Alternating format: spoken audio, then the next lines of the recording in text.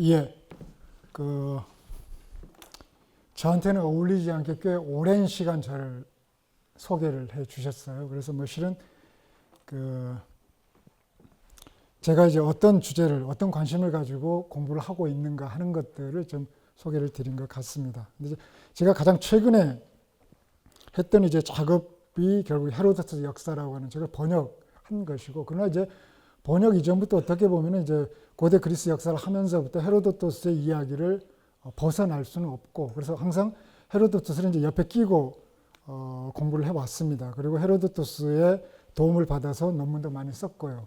어떻게 보면은 물론 이제 우리가 나중에 이야기하겠습니다만, 헤로도토스가 뭐 헤로도토스 이야기가 완벽하게 있는 그대로 진실을 사실대로 정확하게 묘사했다는 평가를 얻고 있지는 못합니다. 이제 여러 가지 과장된 이야기도 하고 나중에 거짓말로 이제 어떤 여겨지는 그런 평가를 받기도 하고 그렇습니다만은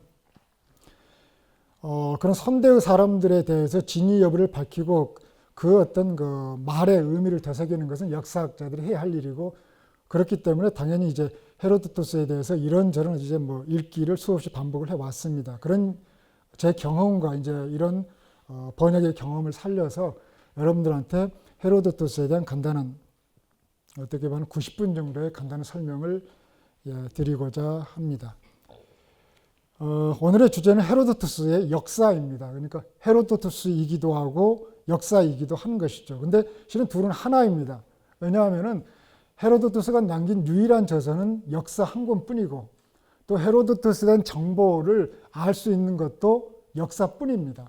그러니까 어떻게 보면은 역사와 헤로도토스는 하나로 실은 우리가 묶어서 생각할 수가 있다라고 하는 것이죠. 그러니까 헤로도토스 생각이라든가 혼이라든가 그의 온 일생, 인생이 이 책 한 권에 담겨져 있는 것이죠. 그러니까 실은 이 책을 읽어보신 분들 굉장히 지루하고 어떻게 보면 이제 읽다가 상당히 지치기도 하고 그럴 것입니다만은, 적어도 기억해야 할 거 하나는 헤로도토스가 485년, 420년대, 그러니까 60여 년의 어떤 세월을 삶을 살아나가면서 그가 남긴 어떻게 보면 그의 그 인생을 정리하는 일종의 필생의 어떤 업적입니다. 그러니까 어떻게 보면 이제 우리가 이야기할 때 어떤 한 사람의 책을 가지고 그 사람의 인생이라든가 일생을 이제 우리가 역으로 추측해 보는 것이기 때문에 실은 조금 더 어떤 진지하게 접할 필요가 있는 책이 아닌가 생각을 합니다. 예, 자, 간단한 강의 순서입니다. 뭐 이런 식으로 진행될 거라 하는 거고요. 좀 의외라고 생각하실 수도 있을 것 같아요. 저는 역사에 대한 이야기를 꺼낼 거라고 생각했는데 잉글리시 페이션트라는 소설과 영화에 대한 장면이 나와 있습니다. 이건 이제 아시다시피 캐나다의 어떤 시인이자 소설가된 마이클 온다치의 인기 소설로서 오른편에 있는 게 영화 어떤 제작된 것이죠. 그래서 영화로도 상당한 호응을 얻은 바가 있습니다. 그래서 보시게 되면은 뭐 트라이엄프, 대단한 성공을 거둔 어떤 이런 어떤 그 영화의 어떤 포스트에 대한 표현도 좀 나와 있고요. 어쨌든 이런 그 영화로 성공을 거둔 책인데, 제가 이 책을 이야기를 하게 되는 것은 이 책에서 의외로 헤로도토스 역사라고 하는 것을 자주 언급을 합니다. 스토리의 전개 과정에서나 주인공이 자신의 심정을 어떤 토로하는 장면에서라든지, 그러니까 상당히 어떻게 보면 상징적인 의미를 많이 담고 있는 책으로 자주 언급이 된다라고 하는 것이죠. 소위 잉글리시 페이션트, 즉 영국인 환자인 소설의 주인공인 알마 씨는 사막을 탐험하는 탐사자인데 사막을 탐험하는 탐사 활동 내내, 그리고 그가 어떤 나중에는 비행기 추락을 통해서 화상을 입고 이제 탈출을 하게 되는데, 그 과정에서도 이 책 한 권만 어쨌든 가지고 나왔다라고 하고 있고, 병석에서도 항상 그 옆에 이 책을 두고 있습니다. 그러니까 자연스럽게 이 책 헤로도토스 역사에 대한 얘기가 자주 소설 속에 이제 언급될 수밖에 없다는 것이겠죠. 근데 제가 여기서 이 책을 언급한 것은 여기에 등장하는 이 포스터에도 등장하는 인물입니다만, 앞에 인물이 이제 알마 씨 역이고 뒤에 있는 게 이제 그 연인 역을 맡게 된 캐서린이라고 하는 인물입니다. 그러니까 소위 알마 씨와 캐서린이라고 하는 사람이 이 헤로도토스라고 하는 헤로도토스 역사라는 책을 다른 시각으로 보면서 다른 독법으로 읽어 나가고 있다고 하는 것이에요. 그러니까 제가 제일 처음 이 이야기를 꺼내는 것은 여러분들 여기에 모이신 분들 자체가 헤로도토스 역사를 읽거나 앞으로 읽을 생각이 있으시다라고 생각을 하는데, 그때 이제 그 읽는 어떤 목적이라든가 동기라든가 관심에 따라서 굉장히 어떤 다양한 독법이 가능하다라고 하는 것을 지금 이 일종의 잉글리시 페이션트를 통해서 말씀을 드리려고 하는 것이죠. 이거 영화의 한 장면입니다. 그러니까 주로 이제 아까 얘기한 캐서린이 어떤 소위 이 알마시가 탐험을 성공적으로 마치고 돌아와서 축하 파티를 하게 될 때, 그때 이제 그 이야기를 하는 그 대목을 말씀드리는 건데요. 알마시에게 있어서 이것은 일종의 어떤 그 사막 탐사의 안내서입니다. 그러니까 저는 실제로 이 소설가가 이야기하고 있는 것처럼 어떻게 보면 사막에 대한 탐사가 헤로도토스에게서 중단이 되었고 20세기 초반에 와서 다시 시작된다는 것이 진실인지는 잘 모르겠어요. 그러나 어쨌든 이 소설에서는 어쨌든 헤로도토스가 사막에 대한 탐사자로서 선구적인 역할을 했었고, 그 이후로 어떤 그것을 읽는 그 후계자들이 나타나지 않았고, 그래서 여기서 나타난 알마시가 아프리카, 북아프리카 탐험을 그 사막들을 탐험하는데 이 책을 일종의 어쨌든 안내서 기본적인 지침서를 가지고 계속해서 연구를 활동을 해나가는 장면이 나오고 있습니다. 그래서 어떻게 보면 알마시는 경우에 따라서는 헤로도토스와 자기를 동일시하기도 하고, 왜냐하면 같은 탐사자이니까요. 동일시하기도 하고, 또 헤로도토스 족적을 따라가면서 거기에다 자신의 어떤 견해라든가 코멘트를 덧붙이기도 한다라는 것이죠. 어쨌든 그런 어떤 책이 이제 알마시에게는 헤로도토스의 어떤 그런 역할을 한다는 것인데요. 그 다음 여기에 나오는 것은 이제 환자로 누워있는 알마시가 과거를 회상하는 이야기입니다. 읽어보겠습니다. 헤로도토스 이후 수백 년 동안 서방 세계는 사막에 별로 관심을 보이지 않는다. 나는 기원전 425년부터 20세기 초반까지는 딴 데 시선이 쏠린다. 나는 항상 그 이야기를 대충 훑고 넘겨버린다. 그 이야기라는 건 나중에 캐서린이 이제 이야기하는 대목인데요. 그러니까 자기는 이제까지 그 헤로도토스 책을 많이 읽으면서도 캐서린이 이야기하는 일화에 대해서는 전혀 관심을 갖지 않았다라는 것이죠. 왜냐하면 그 이야기는 책 초반에 나오는데 내가 관심을 가진 장소나 시대와는 별반 관련이 없으니까요. 나는 종종 지리학적 실마리를 찾으려고 헤로도토스 책을 펼치고는 했다라고 하는 것이죠. 근데 캐서린이라고 하는 인물은 그날 파티에 참가한 조프리 클리포드라는 인물의 부인으로서 유부녀입니다. 그녀는 이제 알마시에게 책을 빌려서 읽은 다음에 파티에서 이제 캐서린이 시를 읽거나 어떤 낭독을 하는 순서가 있게 되는데, 이 헤로도토스 역사에 나오는 소위 칸다울레스와 기게스에 대한 일화를 소개를 그때 하게 됩니다. 근데 그 일화는 뭐 그 책을 읽어보신 분들은 알겠지만은 칸다울레스라는 리디아 왕과 그 충실한 신하였던 기게스, 그리고 그의 아름다운 왕비 세 사람에 관한 이야기입니다. 근데 이제 아시다시피 그 칸다울레스가 자신의 아내의 아름다움에 너무 도취해서 그걸 뭔가 과시하고 자랑하고 싶었던 것이죠. 그래서 그걸 충실한 신하인 기게스에게 자랑을 하고, 기게스가 별 어떤 믿는 눈치가 아니니까 직접 보게 하는 기회를 만들어주게 되는데, 결국 자기가 아내와 동침하게 될 때 아내의 벗은 몸을 들어와서 보라는 것이었어요. 그 아름다운 몸을 내가 아닌 다른 사람이 봐서 어떻게 보면은 자신의 어떤 자랑스러운 이 마음을 좀 자랑하고 싶었던 것이에요. 그 아내의 어떤 아름다운 몸에 대한. 근데 아시다시피 그것은 신하인 기계에서는 굉장히 어떻게 보면은 위험한 일이었고, 왕의 의도가 뭔지도 모르겠고, 그래서 이제 멈칫멈칫하게 되는데, 어쨌든 왕의 강권에 의해서 들어가서 모르게 보게 됩니다. 그래서 보게 되는데 빠져나오는 과정에서 이제 아내에게 왕비에게 들키게 되는 거죠.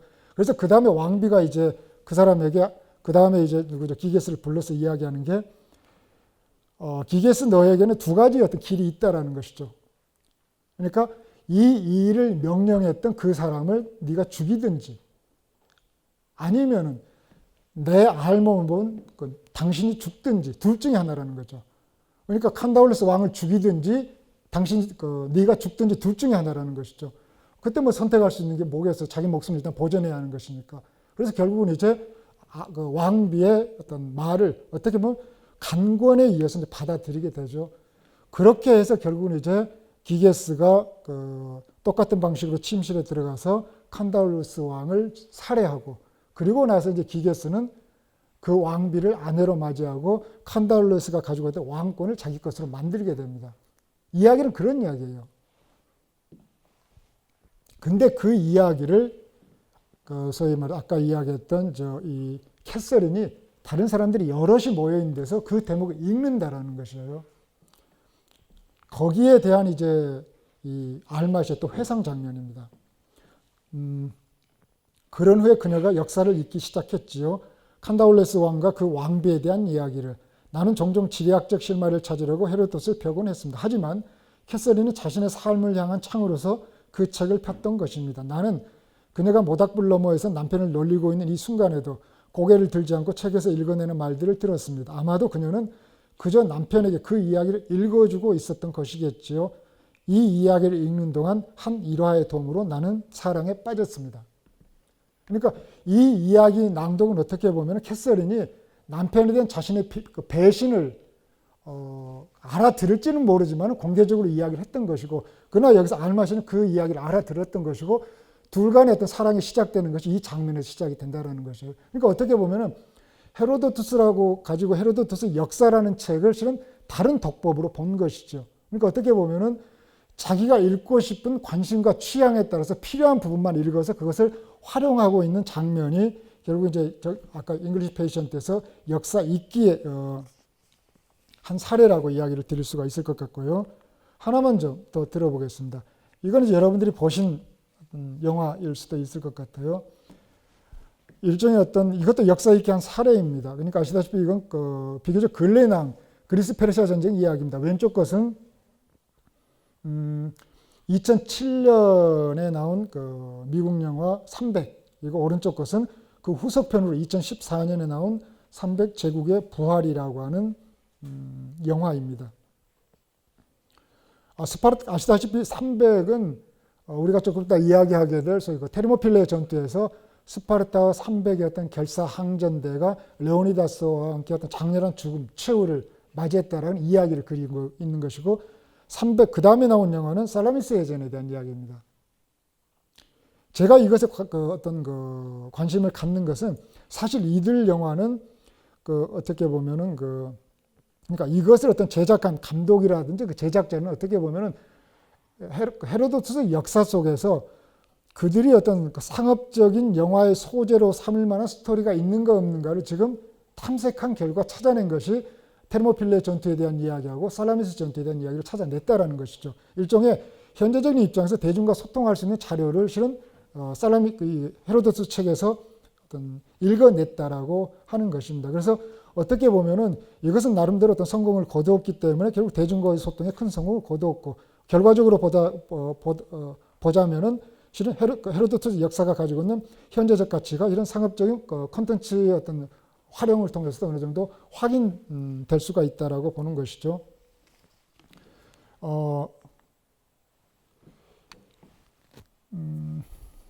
이들 사례에서 보듯이 어떤 사람은 역사를 자신의 임무와 역할에 대한 교범으로 보기도 하고, 또 어떤 사람은 자신의 생각을 정리하고 표현하는 도구로 보기도 하고, 또 어떤 사람은 콘텐츠 소재로서 활용하기도 하는 거죠. 그러니까 어떻게 보면 역사를 읽는 목적이나 관심은 전부 제각각이라고 하는 것입니다. 다시 말해서 헤로도투스의 어떤 역사를 읽는 탐사는 다양합니다. 저는 헤로도투스 역사 읽기를 뭔가를 위한 탐사 여행이라고 말씀을 드린 것이죠. 그러니까 제가 제목을 인간을 위한 탐사라고 이야기했던 것은 좀 더 구체적으로 말하면 헤로도투스 책 읽기입니다. 책 읽기를 통해서 무엇을 탐사해야 할 것인가 하는 것들을 이제 오늘 제가 이제 여러분들한테 몇 가지 이제 소개를 드리려고 하는 것이죠. 여기에 나오는 것을 보게 되면은 실은 헤로도투스의 역사를 통해서 우리가 어떤 얻을 수 있는 탐사라고 하는 건 두 가지 종류입니다. 보면은 하나는 저자의 탐사, 저자가 탐사자입니다. 그러니까 이건 보게 되면은 결국 탐사자일 수밖에 없는 것은 실은 우리가 오늘날은 히스토리라고 하는 말을 우리말로 글쎄 한자어로 역사라고 그렇게 번역을 합니다. 그래서 보통 우리가 역사학이라든가 이런 데 히스토리오그래피라든가 아니면 사학과 하게 될 때 어떤 히스토리라는 말을 붙입니다. 그러니까 히스토리라는 말을 우리가 역사라는 말로 이렇게 받아들이고 있는데, 실은 그 히스토리라고 하는 말을 자신의 어쨌든 책 제목이라고 하는 말은 좀 어폐가 있어요. 그러니까 실은 여러분들이 지금 읽고 있는 헤로도토스의 장이나 절의 구분은 헤로도토스가 했던 어떤 구분 방식은 아닙니다. 헤로도토스는 그냥 장절의 구분 없이 구두점도 없이 쭉 갈게 써간 것을 어떻게 보면 나중에 소위 어쨌든 이제 장절 구분하고 어떤 권 구분을 하게 된다든지 그런 것들은 후대 어떤 그 문헌학자들이 하고 있는 것인데, 그러다 보니까 실은 헤로도토스가 내 책의 제목은 히스토리아이다라고 하는 공언을 했던 적은 없어요.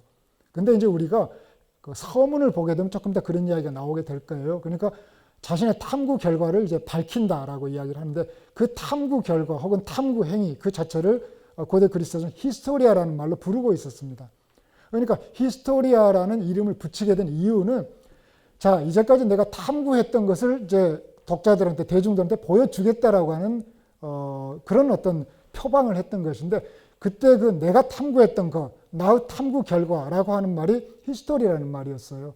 근데 이제 그런 것들을 이제 헤로도토스가 쓰기 시작했고, 그 이후에 이제 많은 역사가들이 헤로도토스의 방법을 모방하고 반복하게 되면서 어떻게 보면은 히스토리라는 말을 역사학자들이 이제 독점해버린 것이죠, 실제로는. 그 이전에는 그냥 어떻게 보면 철학이라든가 다른 데서도 히스토리아라는 말을 그냥 탐구, 인콰이어리라는 말을 일반 명사로 쓰고 있었던 것인데, 그 헤로도토스의 어떤 선례를 따라서 그 이후로는 히스토리 하게 되면 이제 대부분 여기서 여러분들이 다 알고 있다시피 그냥 역사라는 말로 통용이 되어버렸다고 하는 것이죠. 그러니까 어떻게 보면 개념을 역사학의 부분에서 선점하는 과정에 있어서 헤로도토스가 선구적인 역할을 하고 있었고, 그러니까 이래저래 헤로도토스는 어떤 역사의 어떤 원조, 아버지라는 이제 평가를 받을 만하다는 것인데, 지금 제가 이 이야기를 장황하게 하는 것은 바로 헤로도토스 행위 자체가 탐구, 탐사의 어떤 결과이기 때문에, 실은 헤로도토스는 사막의 어떤 탐사였을 뿐만 아니라 그 자신이 그 당시 알려져 있지 않았었던,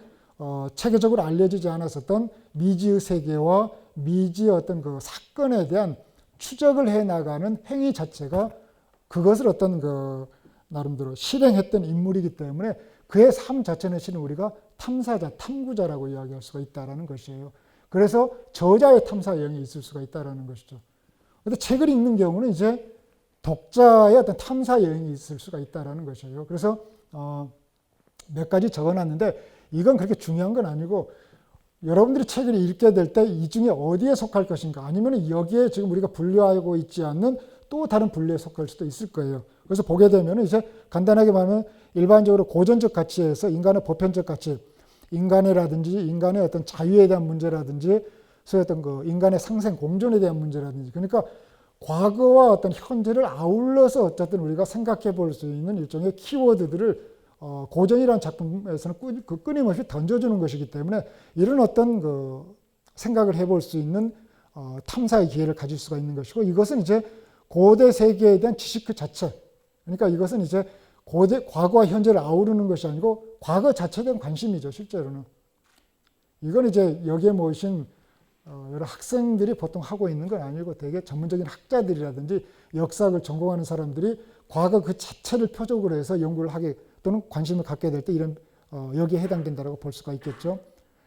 아마 여기에 모이신 분들이 가장 많은 어떤 경우에 해당되는 거 이 두 가지 중에 하나일 겁니다. 현재적 활용 가치를 위한 탐사. 이것이 나에게 현재 어떤 도움이, 어떤 이제 나의 관심과 목적이 어떻게 이제 소위 부응할 수가 있겠는가, 이런 것들이죠. 근데 현재적 활용 가치를 위한 탐사라고 하는 건 여러분들이 읽으시면서 처음부터 상정하기는 굉장히 어려워요. 책을 읽어 나가면서 실은 소위 말해서 어떤 그 감동이 있는 약간의 어떤 인상적인 단어라든가 용어라든가 사건들이 몇 개 잡힐 겁니다, 실제로. 실은 그러면 그 다음부터는 그것을 중심으로 해서 쭉 읽어 나가시면 됩니다. 그러니까 어떻게 보면 이제 여기서 현재적 활용 가치라는 건 굉장히 어떤 개인적인 차원에 따라서 다양할 것이기 때문에 이건 이제 뭐 이런 정도로 이야기 들 수가 있고, 이런 것들에서 이야기하고 있지 않는 다른 것들, 어떻게 보면 이제 그 밖에 많은 개인적인 관심사, 목적이 있을 수가 있다라고 하는 것이죠.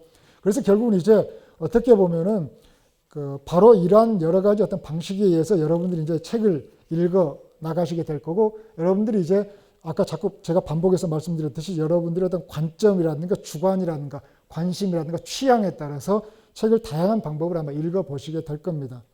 근데 제가 이야기 드리려고 하는 것은 바로 여러분들이 그런 책 읽기에 대한 아주 일반적인, 아주 평균적인 안내만 좀 드리고자 할 뿐이죠.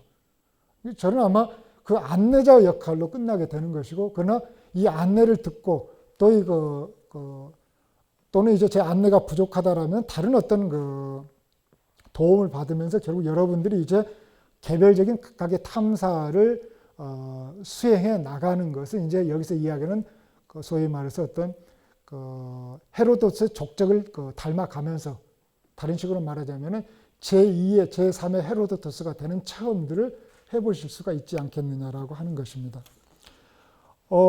그래서 이제 그 안내 말씀을 드리고자 하는데, 이건 이제 제가 혹시 그냥 여쭤보겠습니다. 혹시 고등학교 다니실 때 세계사 교과서, 세계사 어떤 수업을 들어보신 학생, 세계사 수업. 그래도 많이 계시네요. 제가 이제 왜 그러냐면은 세계사 수업을 배우더라도 제가 알고 있기에는 소위 사탐에서 세계사를 선택하는 비중을 극히 저조합니다. 그러니까 여기 뭐 고등학교 시절을 다 겪어본들 아시다시피 수능 보지 않으면 별로 공부하지 않습니다. 그렇죠? 그러니까 세계사 교육을 받았다라는 것이 내가 세계사에 대한 풍부한 지식을 가지고 있다라는 것과 일치하지는 않는다라는 것이죠, 실제로는.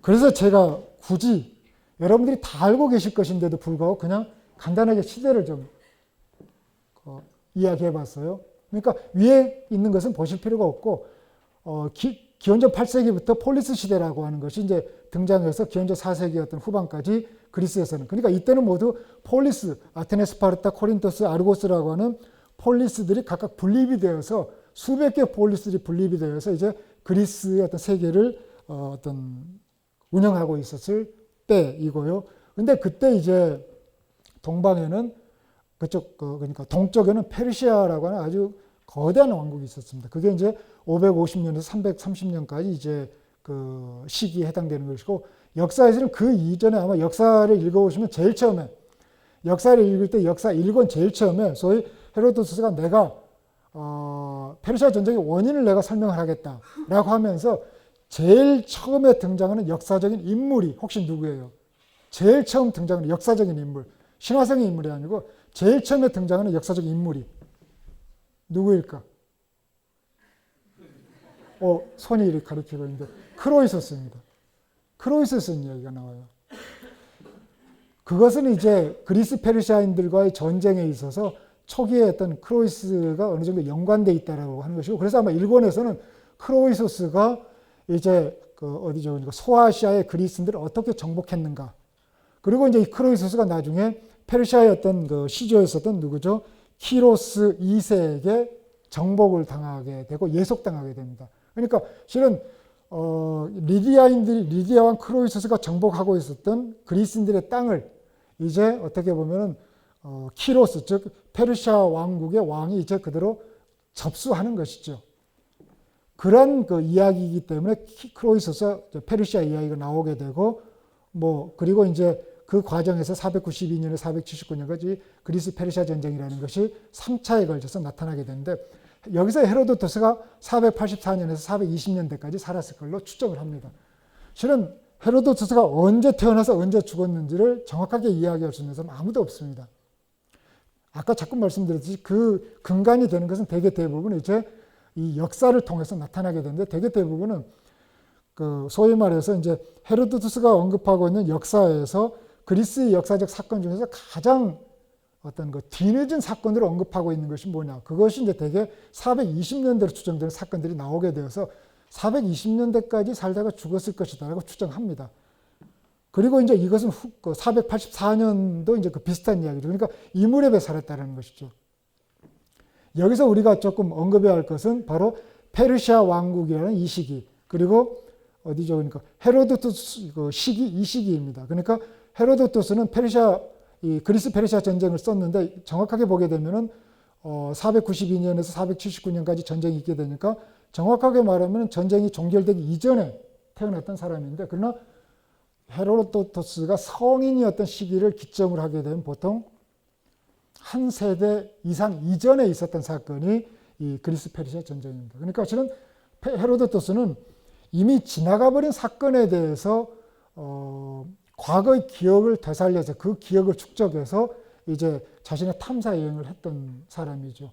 그러니까 어떤 그 한 세대 정도의 어떤 그 시차가 있다라는 것이고, 또 하나 페르시아 왕국이 보게 되면 330년에 멸망을 하게 됩니다. 이건 이제 뒤에 나오는 알렉산드로스 페르시아 원정을 통해서 이제 멸망하게 되는 거죠. 그런데 여기서 우리가 보시게 되면 492년과 479년에 전쟁을 했죠. 그래서 여기서 그리스가 대승을 거두고 페르시아는 쫓겨납니다. 479년이에요. 근데 479년부터 330년까지 페르시아는 건재합니다. 페르시아는 망하지 않는다는 것이에요.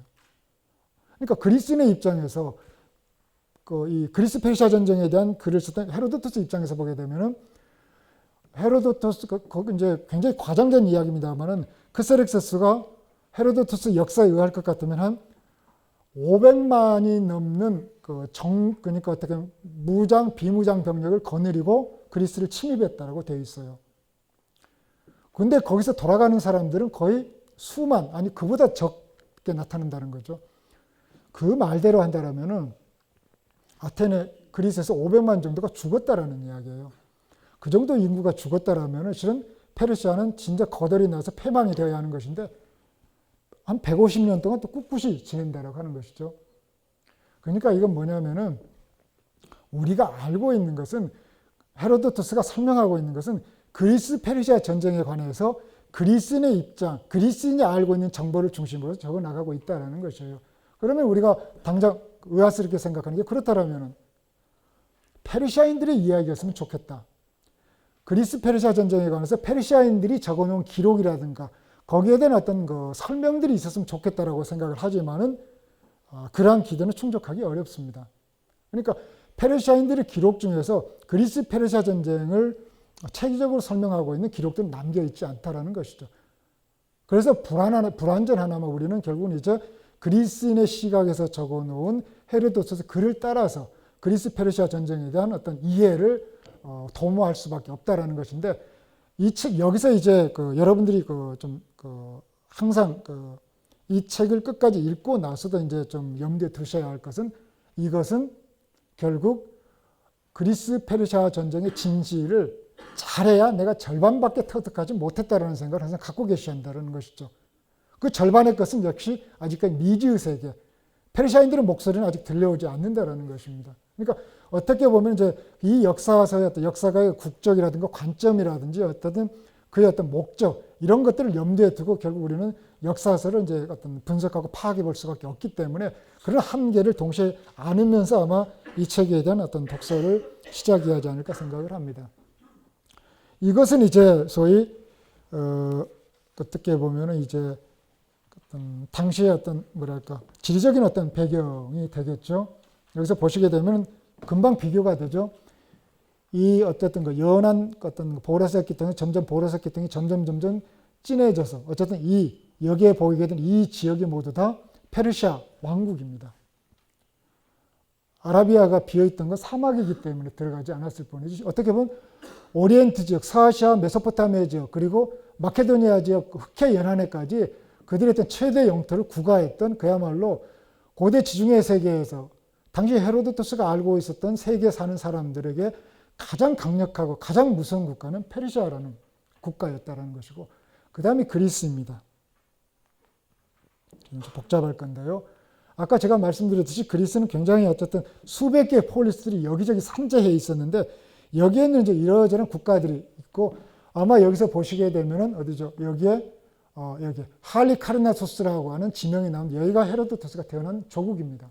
그러니까 오늘날로 따지면은 여러분들이 혹시 헤로도토스 조국이 어디인가 하다못해 헤로도토스 조국으로 동상이라든가 어떤 조각상에 서 있는 걸 찾으려면 터키에 가셔야 볼 수가 있는 것이고, 그리스는 없다라는 것이죠. 아마 터키에 여기가 지금 보드룸이라고 불리고 있는데, 여기에 가면 헤로도토스 입상이 있다고 알려져 있습니다. 그러니까 그것은 어떻게 보면 오늘날의 터키 인근이라든가 흑해 연안 지역에 당시에는 그리스인들이 살고 있었다라고 하는 것이죠.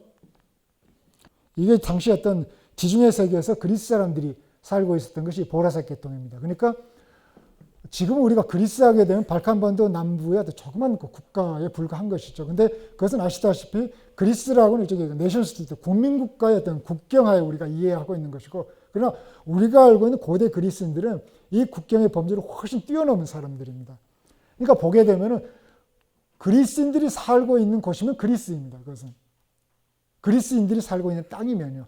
그러니까 어떻게 보면은 아까 우리가 이야기했듯이 에게 연안 지역의 어떤 그리스 본토와 터키, 어떤 이오니아 지방 같은 지역, 그리고 보게 되면은 흑해 연안 지역까지 들어가게 되고 북아프리카 지역까지도 이제 일부 오게 된다든지, 아니면은 여기서 보시게 되면은 소위 이제 그 이탈리아 남부라든가 시칠리아, 결국 이제 마르세유 일대까지 또 이제 그리스인들이 처음에 어떤 식민, 그러니까 그들의 국가를 건설했던 걸로 되어 있습니다. 그러니까 어떻게 보면 이제 이걸 보면은 우리가 이야기할 때 그리스가 지중해 세계에서 초기에 어떤 문물의 교류라든가 어떤 창조에 있어서 굉장히 중요한 의미를 갖고 있는 그런 어떤 이야기를 많이 하게 되는데, 그때 그리스인들이 살고 있는 것은 이 좁은 땅덩어리에서 그리스가 아니고 지중해 세계에서 이제 여러 군데 어떤 산지에 살고 있던 그 그리스인들의 총 역량이 실은 우리가 알고 있는 그리스인들의 어떤 정치적, 문화적, 경제적 역량의 총합이라고 이렇게 생각을 하시면 된다는 것이죠. 그런 것들이죠.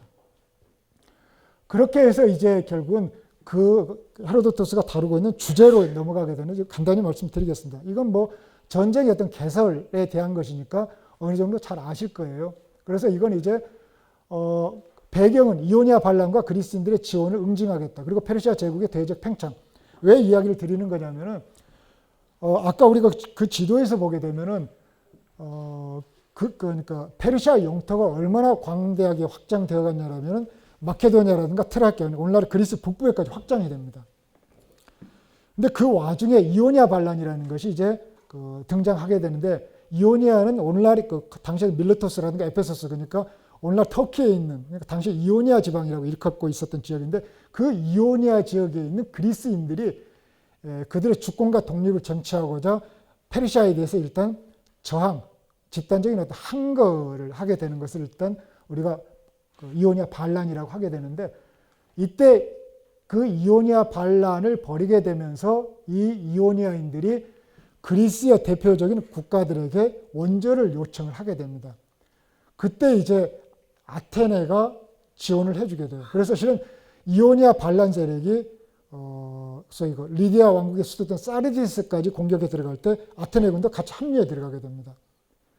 그러니까 그걸 보고 이제 페르시아 왕이 자신에게 어떤 반란을 일으켰던 세력을 응징하고, 그것뿐만 아니라 그 반란 세력을 지원했던 아테네 같은 국가들에 대해서도 보복을 하겠다 해서 그리스 본토에 대한 군사 원정을 3차례에 걸쳐 추진하게 되는 것이 우리가 알고 있는 그리스 페르시아 전쟁이라고 이야기하는 것이고, 그건 이제 지금 여기서 보시다시피 3차례에 걸쳐 일어나게 됩니다. 이게 뭐 자세히 보이진 않겠지만은 첫 번째 것은 이 북부까지 갔다 그냥 포기해서 돌아옵니다. 아까 앞에서 봤던 이 장면이죠. 그러니까 중도 기한을 하게 되는 것이죠. 그 다음 것은 이제 보시게 되면은 북쪽으로 해서 에게 연안을 위해서 향해서 가지 않고 바로 에게를 바로 가로질러서 소위 이제 뭐 에레트리아라든가 이런 지역을 통해서 이제 마라톤까지 직접 상륙하게 되는 것이 기원전 490년의 두 번째 침공이었었던 것이죠. 근데 아시다시피 마라톤 전투에서 또 아테네를 중심으로 하는 어떤 그리스 군대가 승리를 거두게 되니까 또 이제 패퇴합니다. 실은 아까 이야기했던 세 번째 전쟁 있잖아요. 여기 보게 되는 세 번째 전쟁이 어떻게 보면은 가장 전쟁다운 전쟁입니다. 가장 전쟁다운 전쟁이라는 건 소위 두 세력이 그야말로 일전을 겨뤘다고 평가할 만한 전쟁은 세 번째 전쟁밖에 없습니다. 이건 왕이 직접 군대를 거느리고 이제 전쟁에 오게 되는 일종의 친정입니다. 그러니까 그 이전에는 휘하 장군들 몇 명을 보내서 또 이제 그 변두리에 있는 군대 몇 명을 보내서 원정에 나섰던 것이라면, 이제 수년간의 어떤 나름대로 어떤 준비를 통해서 직접 군대를 거느리고 오게 되죠. 그래서 그 테르모필레 전투에도 직접 참전하게 되고, 살라미스 전투에는 직접 참전하지 못하고 그 근처 어떤 높은 고지대에 올라가서 살라미스 전투를 이제 일종의 관전을 하는 그런 경험을 여기서 보게 되는 크세르크세스가 이제 하게 된다라는 것이죠.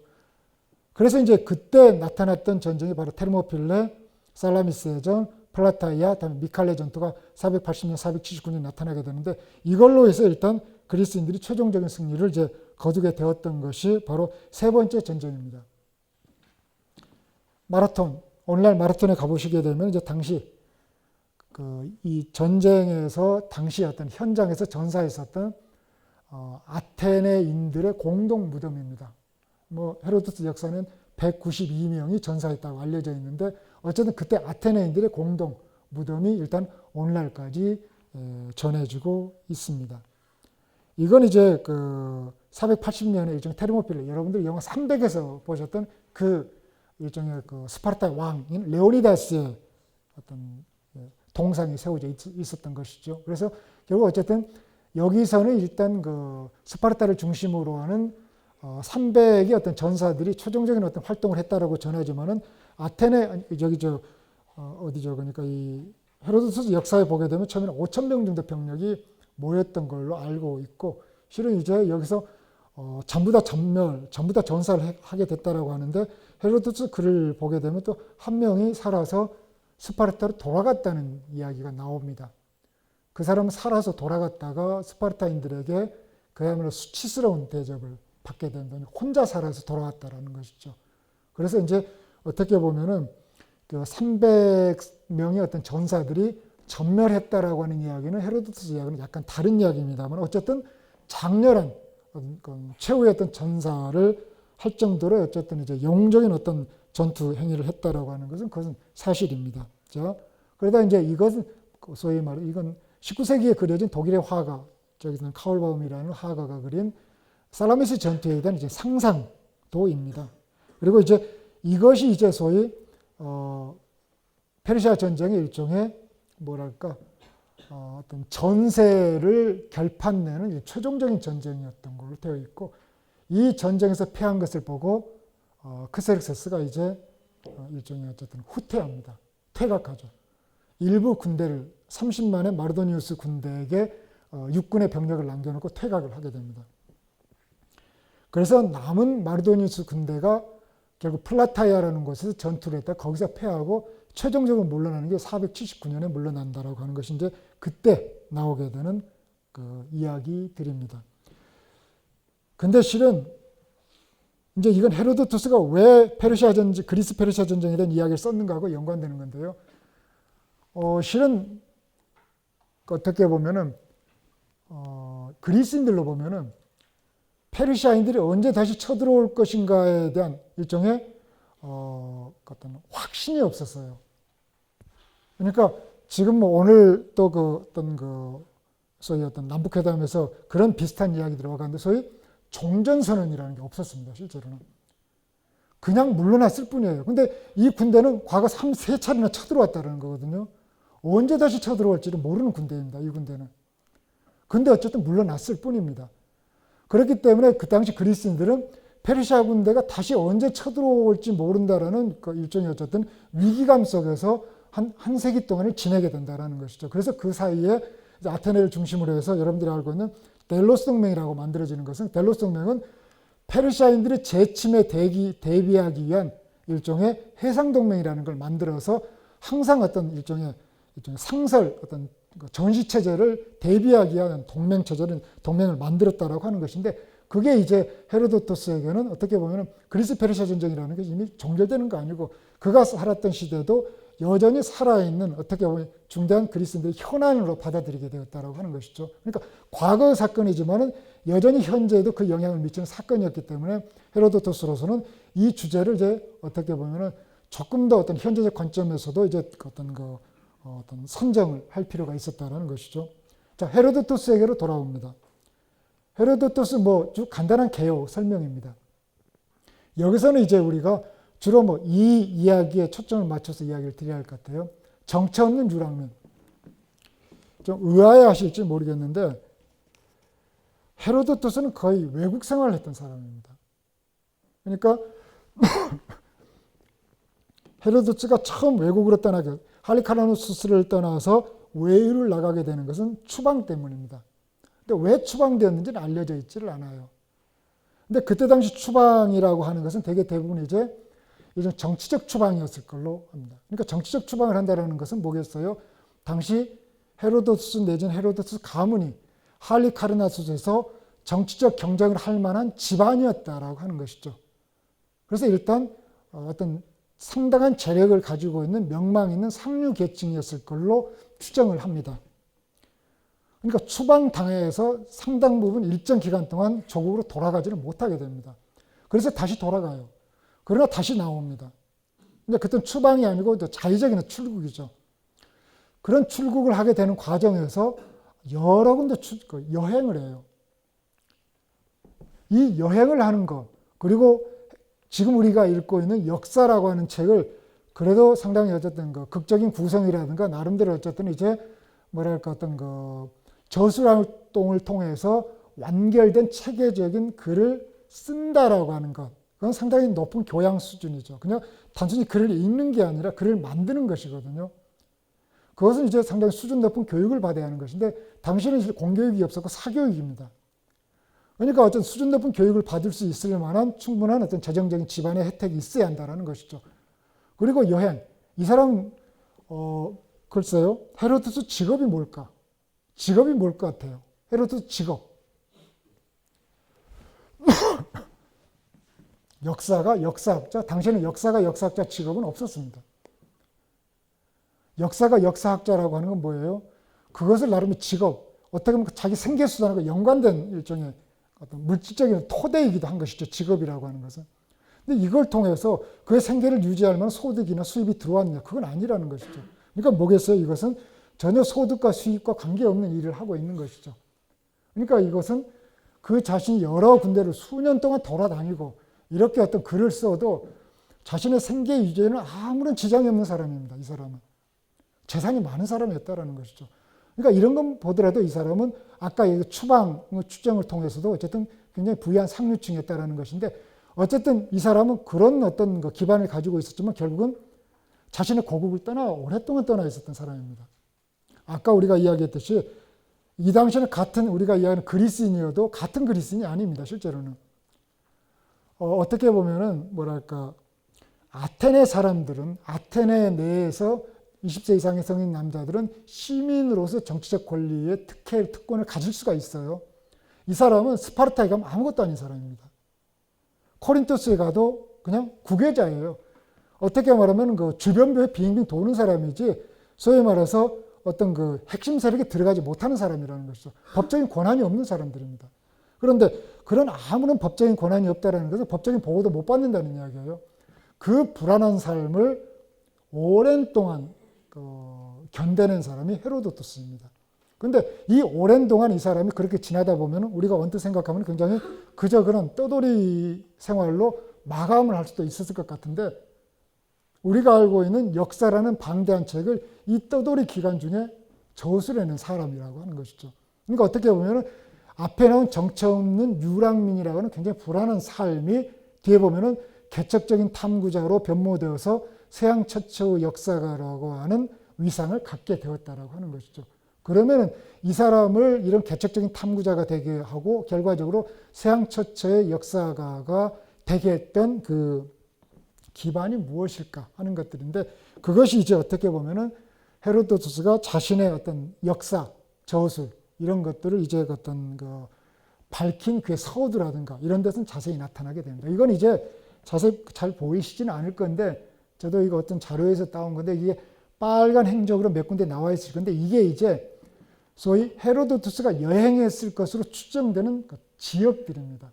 그러니까 당시 헤로도투스가 그리스 사람이지만은 보면은 이집트라든가 여기 메소포타미아, 바빌론 지역까지 갔던 것이고 흑해 연안 북부 그리고 여기 이탈리아 남부까지 갔을 것으로 이제 추정을 합니다. 실제로는 이 추정을 하는 것은 그냥 근거 없는 추정이라기보다 역사 속에 나오는 그의 어떤 관찰의 생생함이라든가 그 진술을 통해서 우리가 추정을 하고 있는 것인데 어쨌든 이런 여러 지역을 이제 여행을 하고 있었다라고 하는 것이죠. 이제 그렇게 해서 이제 결국은 그의 어쨌든 이제 아까 그 역사의 어떤 저술에 이제 이르게 되는 일종의 배경, 백그라운드가 어떤 것이었는가 하는 것들이 앞에서 조금 설명을 드리게 되었던 것이고 그 다음에 이제 여기서 이야기 드리는 것이 이제 소위 앞에서 이야기하고 있는 역사의 아버지라고 하는 겁니다. 역사의 아버지. 실은 역사의 아버지라고 하는 말은 이건 이제 로마 시대 때 키케로라고 하는 사람이 헤로도토스를 부를 때 사용했던 말입니다. 근데 그때 키케로가 사용하고 있었을 때는 헤로도토스에 대해서 굉장히 어떤 긍정적인 어떤 그 평가를 한다라고 하기보다 소위 역사 아버지로 알려진 헤로도토스가 이렇게 거짓말을 많이 했다. 이런 어떻게 보면 이런 허구적인 이야기들 잔뜩 늘어놓았다라는 이야기를 하면서 역사의 아버지라는 표현이 나옵니다. 그러니까 우리는 헤로도트가 거짓말을 많이 했고 그렇게 평가가 있다라는 건 알고 있어요. 그러니까 거기서 관심을 갖는 것이 아니라 어떻게 보면은 키케로가 그 당시에 보기에 키케로뿐만 아니라 다른 많은 로마 사람들이 당시에 헤로도토스를 역사의 아버지라는 히스토리아의 아버지, 히스토리아의 원조라는 생각을 가지고 있었다.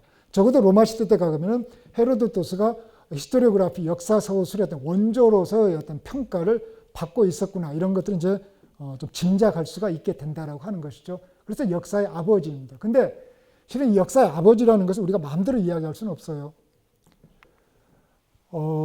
동양, 중국사로 오게 되면 또 거기서 역사의 아버지를 또 다른 사람으로 이야기합니다. 보통 동양에서 우리가 알고 있는 이제 어떤 동양의 역사, 구체적으로는 중국의 역사학에서 역사의 아버지라고 일컫고 있는 사람은 누구입니까? 사마천. 우리가 사기로, 우리가 보통 읽는 것은 사기 열전을 주로 읽고 있는데 그 사기의 저자인 사마천을 중국 역사에서는 역사의 아버지라고 부르고 있어요. 근데 서양사에서는 또 헤로도트를 역사의 아버지라고 부르고 있다는 것이죠.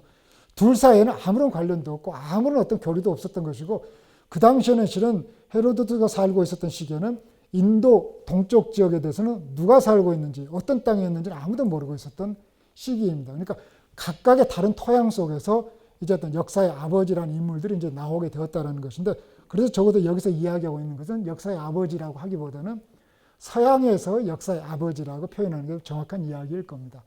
그래서 이제 서양에서 역사의 아버지는 이제 제가 여기서 보게 되면 몇 가지로 나뉘어 설명합니다. 서술 주제와 목적이라든가 사료의 수집과 비판이라든지 그 신화에서 역사로 나아가게 되는 과정이라든가 이런 걸 구분을 하게 되는데 일단 이제 여기서 이야기하는 것은 보통 여러분들이 이제 이 제일 처음에 나오게 되는 소위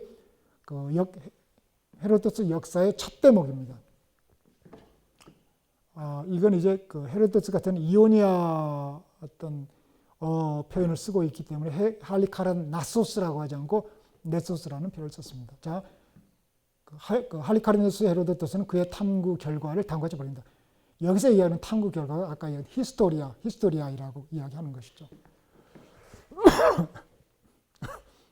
이는 인간들이 이룬 일들이 시간이 흐르면서 잊히지 않도록 하고 또 헬라스인들과 이방인들이 보여준 위대하고 놀라운 행적들과 특히 그들이 전쟁을 벌인 원인이 세상에 알려지도록 하려는 것이다. 자기가 어떤 주제를 다루고 왜 이 주제를 다뤄서 기록을 하겠는가에 대한 자신의 일종의 어떤 입장을 찻대목에 보여주고 있는 것이죠. 여기서 보게 되면 이제 우리가 봐야 할 게 인간들이 이룬 일들 그리고 어떤 결국 구체적으로는 헬라스인들과 즉 그리스인들과 그리스인이 아닌 사람들이 보여준 행적입니다. 그러니까 여기서 주제는 실은 실제 인간들의 행위라고 하는 것이죠. 어떻게 보면 우리는 요즘에 있어서 역사라고 하는 것은 당연히 우리가 역사의 가장 기본적인 정의를 내리자면은 인간의 과거 행적에 대한 탐구, 과거 행적 자체 아니면은 과거 행적에 대한 기록을 우리가 흔히 역사에 대한 개념으로 설명을 합니다. 그러니까 거기는 바로 인간이라고 하는 일종의 어쨌든 행위 주체가 누구인가가 드러난다라고 하는 것이죠. 지금은 상식이 되어버린 일입니다. 근데 이 당시에는 상식은 아니었죠.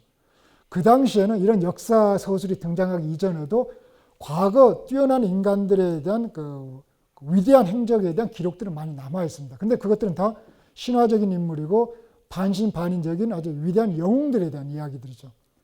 근데 이제 본격적으로 인간의 이야기를 꺼내서 인간의 이야기를 인간들의 스토리 내에서 그들의 어떤 소위 세속적인 인과관계 속에서 풀어내겠다. 이런 생각을 했던 게 이제 헤로도투스라고 하는 것이고 그래서 이제 그들의 주제가 이런 것이다. 라고 하는 것이죠.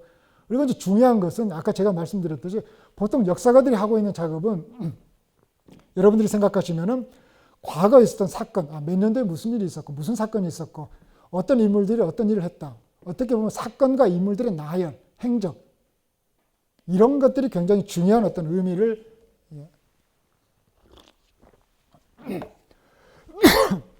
갖고 있다라고 생각하실 겁니다만은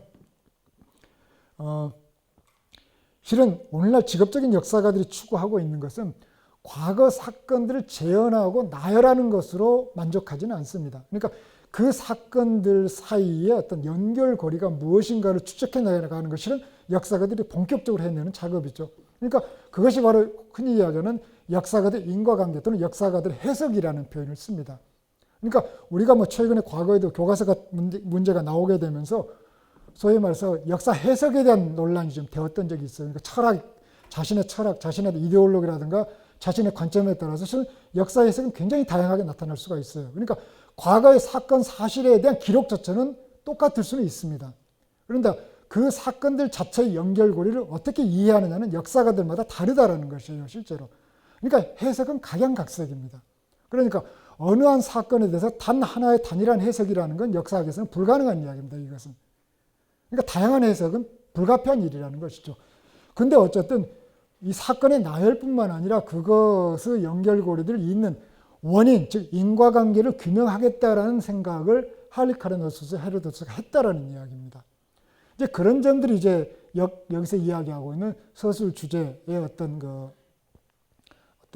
측면에서 이야기할 수가 있겠고, 그 다음에 나오는 기록의 중요성이죠. 실제로는 기록이 되지 않으면 기억으로만 남을 뿐이고, 기억은 아시다시피 한 세대 두 세대 흐르면서 점점 어떻게 보면은 희미해지고 나에게 남는 것은 강렬한 인상의 아주 단편적인 조각만 나의 기억에 남아있고, 그 단편적인 조각을 중심으로 해서 있었던 모든 그 어떤 사실들은 나에게 다 잊혀져 버립니다, 실제로는. 그건 어떻게 보면은 그 당시 실상에 대한 정확한 이해는 아닌 것이죠. 근데 어쨌든 그런 것들이 기록을 통해서 당시에 어쨌든 자신의 작업을 문자를 통해서 전수해 놓고 여기서 후대에 알려지도록 하겠다라고 하는 어떤 인식을 여기서 드러내는 것인데, 이것이 바로 역사학자들이 갖고 있는 기록의 중요성에 대한 인식이 헤로도토스에서 나타났다라고 보고 있는 것이죠. 어쨌든 헤로도토스는 짤막한 이 이야기 통해서 자신의 할 이야기를 다 했다라는 것이죠. 이건 이제 간단하게 설명할 건데, 그 다음에 우리가 보통 어떤 학자, 어떤 역사가를 평가하게 될 때 자신의 어쨌든 목표, 표방, 자신의 방향 이런 것들만 이야기해서 그 사람들의 어떤 성과를 인정해 주지 않죠. 자신이 표방했던 선언에 대해서 책임질 수 있는 구체적인 실적들이 나와야 정확적인 평가를 하게 되는데, 헤로도트는 이제 그것을 여기서 얘기하는 사료 수집과 사료 비판을 통해서 나름대로 이제 연결 지었다라고 하는 것이죠. 먼저 사료 수집입니다. 이 사료 수집은 굉장히 어려웠을 겁니다, 실제로. 보통 어려운 문제가 아닐 겁니다, 이것은. 그때 당시 그리스 페르시아 전쟁에 대한 기록은 거의 없었던 시절입니다. 오직 남아있는 건 뭐예요? 그 전쟁에 참여했던, 실전에 참여했던 사람들이 남아있을 겁니다. 생존해 있는 사람들. 그 이야기들 들으러 다니는 것이죠, 헤로도토스는 실제로. 그리고 헤로도토스는 그리스 사람들뿐만 아니라 페르시아 본토까지는 가지 못했지만 어쨌든 아시아 지역에도 가고, 소위 어디죠? 그러니까 이집트도 갔어요, 실제로는. 그래서 거기서 이제 많은 사람들이 이야기를 듣는 기회를 갖게 되는 것이죠. 그래서 이제 자기 자신이 소위 어떤 알고 싶어 하는 어떤 내용을 얼마나 이제 열정적으로 추구했는가 하는 것들을 보여주고 있는 하나의 대목인데, 여기서 보게 되면 네일로스 강의 원천, 나일강의 원천에 대한 어떤 설명 대목이 나오는데, 여기서는 이제 자기가 나일강의 원천에 대해서 자기에게 이야기해 주는 사람이 아무도 없었다. 그래서 누군가의 이야기 듣고 또 자기가 엘레판티네, 나일강 상류 지역에 있는 지역까지 가서 자기가 직접 보고, 근데 그 위쪽으로 못 가게 되니까 그 위쪽에 간 사람들이 이야기를 들어서 나는 나일강의 원천에 대한 기록을 남긴다, 이런 식의 이야기를 하고 있는 거죠. 그러니까 자기는 최대한 노력을 다 했다라는 것이죠. 그 다음에 사료 비판.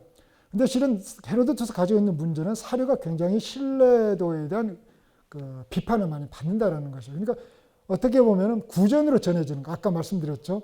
문자로 정형화돼서 전해지는 것이 아니기 때문에 굉장히 이제 어떻게 보면 의미 전달, 그리고 이제 사료의 출처도 불분명했기 때문에 신뢰도에 있어서 많은 이제 어떤 문제가 있게 되는데, 실은 이 문제를 헤로도토스 자신이 파악을 하고 있었다라는 것이죠. 그래서 자기 나름대로 자기가 가지고 있던 경험적인 상식적인 어떤 경험의 어쨌든 그 토대라든지 지식이라든지 이런 것들을 바탕으로 해서 진위 여부를 판별할 수 있는 것은 최대한 합니다. 그러나 놔둬버리고 그것들에 대한 어떤 그 판단은 독자들한테 전가해버립니다. 그 다음부터는. 그래서 보게 되면 그러죠. 아이깁톤스들이 말한 이러이러한 그 믿는 사람이라면 활용하면 됩니다. 믿을 사람은 믿어라라고 하는 거죠. 내가 나의 모든 이야기에 정해둔 원칙은 각 사람들이 말한 것을 내가 그대로 적는다는 것이다. 나는 내가 들은 것 중에서 무엇이 사실인가를 최대한 밝히겠지만 그러지 못할 때는 내가 들은 것은 그대로 전해주겠다. 이건 굉장히 무책임한 이야기일 수도 있지만 실은 후대 역사가들이 보면 정말 헤로도토스에게 환호의 박수를 보내는 대목이 이 대목입니다. 예컨대 다른 역사가들은 자기가 다 정리를 해버려요. 그러니까 지금으로부터 2500년 전에 살고 있던 사람이 그 당시 어떤 그 이전에 어떤 과거의 어떤 그 역사적 사건의 진실을 알 수 있었던 것보다는 지금의 사람들이 훨씬 더 정확하게 알 수가 있어요. 보게 되면. 근데 그때 당시 알았던 사람들이 자신들이 알고 있었던 그 근거를 바탕으로 해서 진위 여부를 판단해버리고 어떻게 자기가 들은 것이지만은 오류, 거짓이라고 생각한 것은 역사에 기록해버리지 않은 것이 일반적인데 이 사람은 자신이 거짓이라고 생각하는 것까지 다 설명을 해줬다라는 것이죠. 그러니까 후대 역사가들은 더 훨씬 유리한 조건에서 어떻게 보면 헤로도트가 전해주고 있는 과거의 사료들을 이어받아서 훨씬 더 심오한 연구를 해나갈 수가 있다고 하는 것이에요.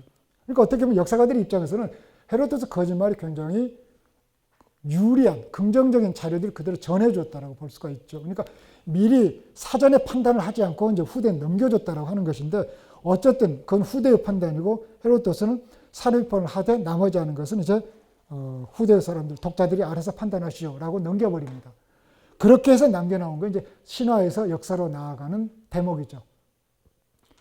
그래서 이거 한번 읽어보시면 될 거예요. 과거엔 신 혹은 신성한 인간의 이야기가 인간 중심의 이야기로 변화되게 됐다. 신 중심 종교적 설명에서 인간적 세속적 이해관계를 바탕으로 서술하게 됐다.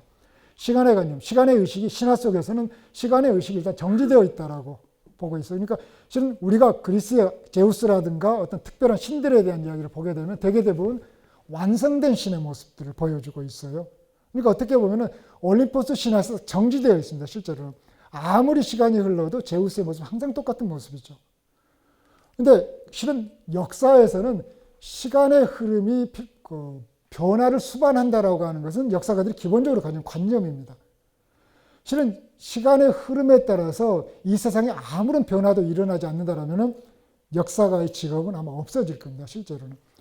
변화의 흐름을 보고 변화의 의미가 무엇인지 인과관계를 규명해 놓고자 하는 것이 역사가들이기 때문에 실은 역사 속에서는 시간의 변화에 대한 관념이 이제 필수적인데 이건 이제 신화에서 빠져나오는 대목이다라고 하는 것이죠. 그래서 헤로도트 신화 관념을 사례로서 보고 있는 건데 헤로도트 신화 자체를 허구적인 걸로 봅니다. 이건 호메로스나 헤시오도스가 창하는 것이다.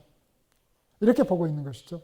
그러니까 이런 어떻게 보면 이제 그 어떤 그 사실로 그러니까 진지하게 받아들이질 않는다라는 것이죠. 그래서 일단 보게 되면 그 헤로도투스 역사 속에 초기에 이제 어떤 그 초기에 이제 그리스인들과 이방인들과 전쟁이 어떻게 되었는가를 이야기하면서 이오라든가 에우로파라든가 이런 그 전설상의 인물들이 나오게 되는데 헤로도트는 그런 이야기들을 이제 세속적으로 해석을 해버리죠. 그래서 거기서 나오고 있는 이야기인즉슨 그거 아니겠습니까? 우리가 알고 있는 에우로파와 제우스에 대한 이야기는 뭐예요? 제우스가 그 페니키아 연안에 어떤 놀고 있는 에우로파의 아름다움에 반해서 황소로 변신해서 해안에 다다르게 되고 그 황소 등에 올라타고 크레타까지 오게 됩니다. 그래서 크레타에서 동침을 해서 소위 우리가 미노스라고는 아들을 낳은 걸로 되어 있어요. 그건 신화의 설명입니다. 근데 헤로도토스는 그 이야기를 그대로 믿지를 않습니다. 이것은 제우스가 간 게 아니고 크레타의 사람이 갔다는 거. 크레타 사람이 가서 에우로파를 납치했던 것이다 라고 해석을 해버립니다. 그러니까 사람의 이야기로 변화를 시켜버린 것이 헤로도토스 이야기라는 것이죠. 그러니까 이제 과거에서도 호메로스 이야기에서 차원이 달라지게 되는 것이죠. 실제로는. 그러니까 이제 살아있는 인간의 어떤 삶, 그 자체로 이제 어떤 그 저술의 대상을 끌어내리는 것이 헤로도토스이고 그것이 이제 신화에서 역사로 나아가게 되는 대목으로 설명을 하고 있는 것이고 이 개요는 일반적으로 이야기해서 아까 이야기한 이 주제이고 구성은 이렇게 되어 있고 서술은 전반적으로 두 대목으로 남기게 되는데 어쨌든 이런 어떤 각권에 따라서 되어 있다라는 것인데 여기서 우리가 여러분들 유심히 봐야 할 것은 바로 이것의 어떤 서술의 흐름이 결국 페르시아를 중심으로 서술이 되어 있다는 것이 중요합니다. 그러니까 이건 어떻게 보면은 그리스 사람이 그리스 페르시아 전쟁을 다루고 있지만은 실은 역사에도 서술의 순서는 그리스 사람들이 기준이 아니고 페르시아 사람들을 기준으로 하고 있다는 것이죠. 그래서 키로스 2세, 캄비소스 2세, 다리우스 1세, 크섹스 1세 이게 페르시아의 왕들의 어떤 제2 순서입니다. 그러니까 1권은 키로스 2세 이야기, 시대 이야기를 다룬 겁니다. 그래서 그때 어떤 일이 있었는가.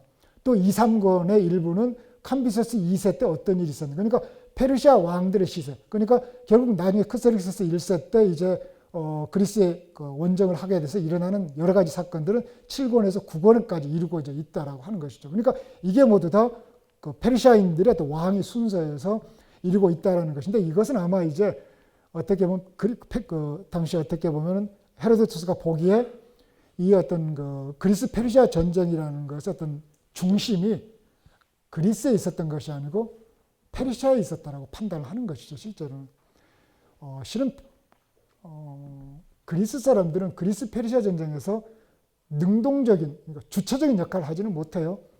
항상 공격적으로 적극적으로 행위를 어떻게 말하면 처음 문제를 만든 것은 항상 페르시아 사람들입니다. 그러면 그리스 사람들이 그것을 막아내는 역할일 뿐입니다. 실제로는. 그러니까 이제 그 사건을 주도해 나가는 것은 그리스 사람이 아니고 페르시아 사람이라는 것이죠.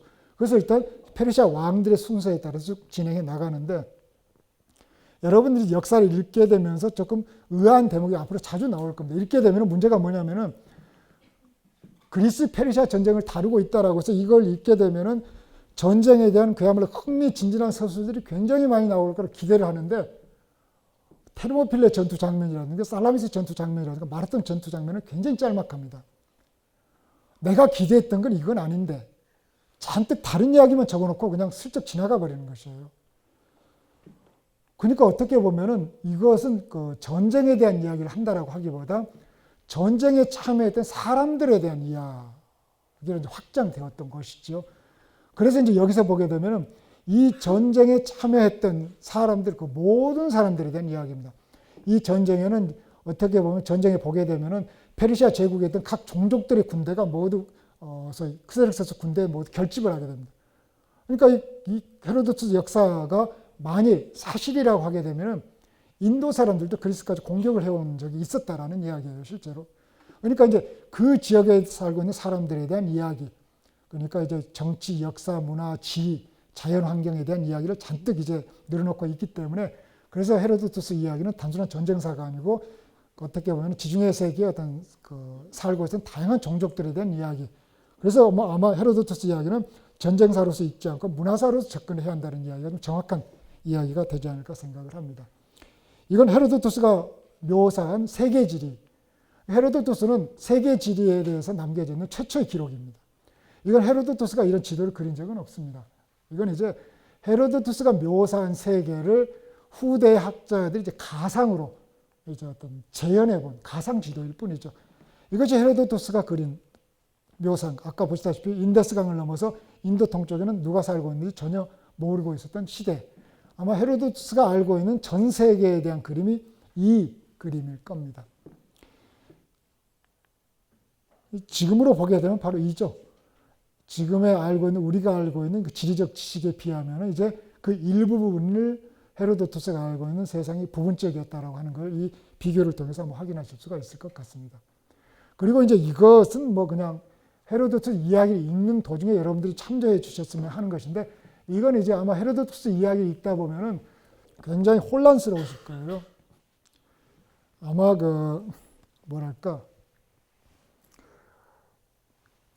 이것을 소위 말해서 정말 인내심을 가지고 며칠에 걸쳐서 그냥 집중력 있게 읽어도 흐름을 잡을까 말까 한 다르게 이해하면 굉장히 산만한 책이에요. 정말 산만한 책입니다. 독자들에도 관심을 자꾸 분산시키는 특별한 재주를 갖고 있는 사람이 헤로도투스입니다. 그러니까 읽어보다 보면 또 딴 이야기를 하고 있어요. 딴 이야기 또 새끼를 쳐서 계속 딴 이야기를 하다가 또 처음으로 돌아오는 것이죠. 그러니까 어떻게 보면 헤로도토스 이야기 속에서 이제 흐름의 맥락을 잘 파악을 해야 한다라고 하는 것이에요. 그러니까 그 소위 말해서 지리로 빠져들었다가 다시 본류로 들어오게 되는 작업들. 그러니까 제가 보기에는 여러분들이 헤로도토스 책을 읽어내신다라면 웬만한 책 정도는 쉽게 이해하실 수 있을 정도의 굉장히 복잡한 서술 구도를 갖고 있는 것이 헤로도토스의 책입니다. 그러니까 어쨌든 헤로도토스 이런 것들이니까 그렇게 빠져나간다라고 해서 짜증내지 마시고 원래 이런 식으로 냈으니까 이런 것들이 자연스러운 헤로도토스의 어떤 특징이니까 그것들을 여러분들 다 배려하시면서 읽어주셔야 할 것인데 이런 특징들입니다. 근데 실은 우리는 이렇게 보지만은 일부 학자들, 일부 다른 전공 사람들은 이 빠져들어가는 그 지유에 대한 이야기, 그 어떤 에피소드, 다이그레션, 이 부분에 대한 이야기에 오히려 더 굉장히 관심을 갖는 사람들이 많이 있고 이야기로 되어 있으니까 그 이야기 자체에 빨려 들어가서 헤로도토스 이야기 전체가 아니고 그 어떤 그 임의로 빠져나오는 그 일화들에 대한 관심을 가지고 그 속에서 스토리의 어떤 구도를 만들어내려고 하는 학자들도 실제로 많이 있습니다. 그러니까 굉장히 어떤 다른 사람들에게는 굉장히 어떤 유익한 대목이기도 합니다. 그 내용이. 그 다음에 이 대목입니다. 헤로도토스 이야기 속에는 자신의 견해와 타인의 그 진술이 혼합되어 있습니다. 아마 여러분들이 그 책을 읽어보시다 보면은 제가 이제 일부러 그런 표현을 해서 뭐뭐 했다고들 한다 이런 표현들 꼭 이런 이야기를 해야 할까?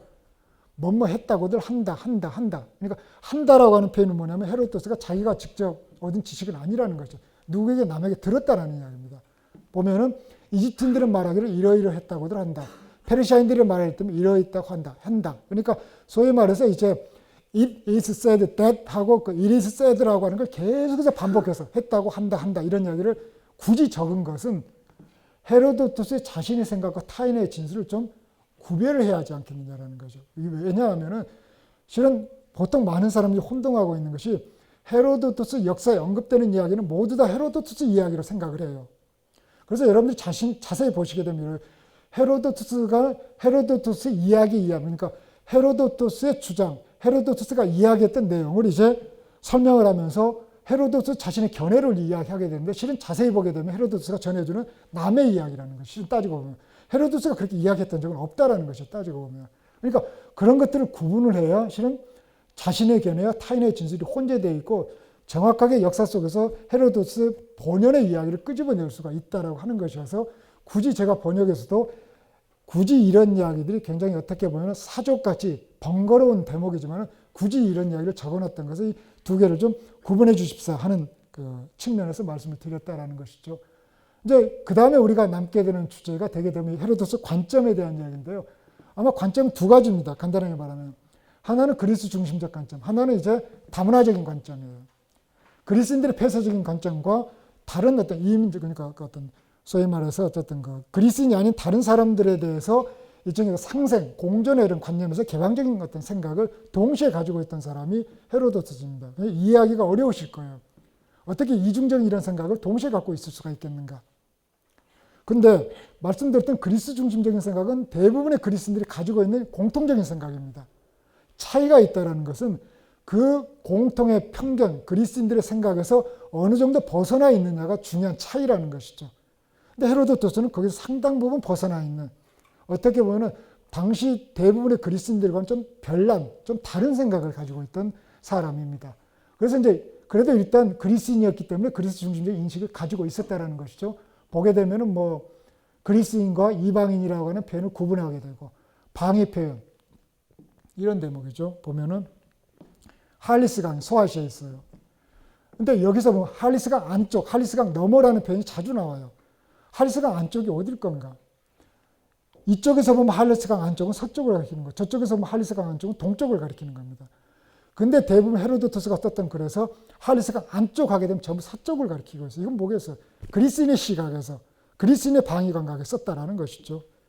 뭐 그런 건 어떻게 보면 당연히 나타나 있을 대목이고 명칭, 표기, 실은 이런 것도 굉장히 어떻게 보면 그 부정적인 이야기인데 헤로도토스가 당시 이집트인들 또는 당시 어쨌든 그 지역이 현지에 발음되고 있었던 그 당시 지명을 별로 쓰지를 않습니다. 그리스식으로 어떻게 보면 변화시켜서 변형시켜 써버린다는 이야기. 그게 좀 아쉬운 측면이 있긴 하죠. 근데 보면 이제 헬리오폴리스, 네에폴리스. 헬리오폴리스는 헬리오스의 도시, 네에폴리스는 요즘식으로 이야기하면 신도시죠. 새로운 도시.